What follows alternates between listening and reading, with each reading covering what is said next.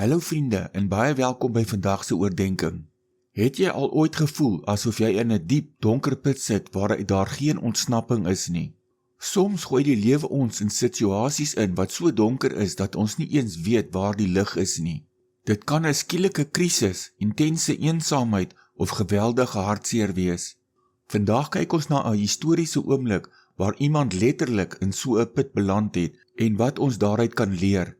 Ons skrifgedeelte vir vandag kom uit Genesis 37 vers 24 wat soos volg lees. Hulle het hom gevat en in die put gegooi.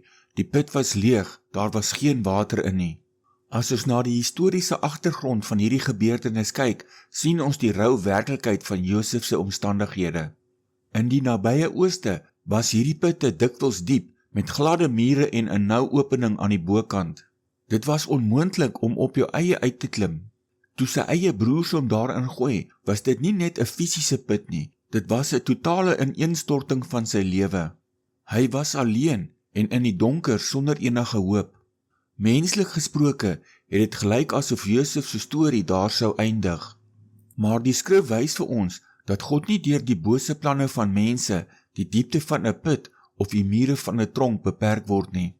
Selfs in daardie absolute duisternis het God 'n plan gehad wat groter was as die boosheid van sy broers.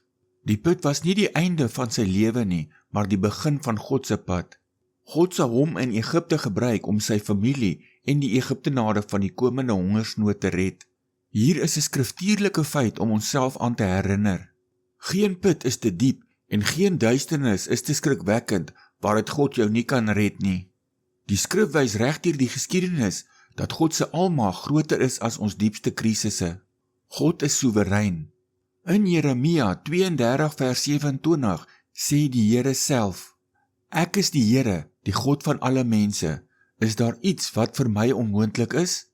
Die historiese werklikheid is dat niks God se raadsplan vir jou lewe kan keer nie. Mense en omstandighede kan jou dalk in 'n put laat beland, maar hulle kan God nie daar uithou nie. Hy is almagtig en hy is reeds besig met die pad vorentoe. Kom ons bid saam. Hemelse Vader, dankie dat U die God is wat saam met ons in die put afklim. U sien my vandag waar ek dalk vasgekeer of bang voel in die donker. Vergewe my dat ek soms vergeet hoe groot U almag werklik is. Ek bring my diepste krisisse en my onsekerhede na U toe.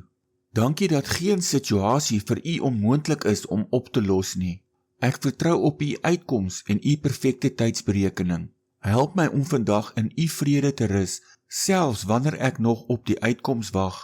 Ons vra dit in die magtige naam van die Here Jesus Christus. Amen.